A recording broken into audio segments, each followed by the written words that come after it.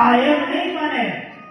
આની મારે અગ્નિ પરીક્ષા કરવી પડશે કે ખરેખર ભગવાન છે અહીંયા.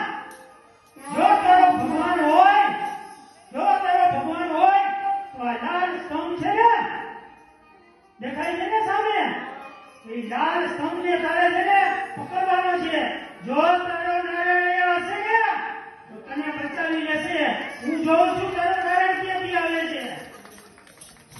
સાંભળતાની સાથે જ પહેલાથી દોડ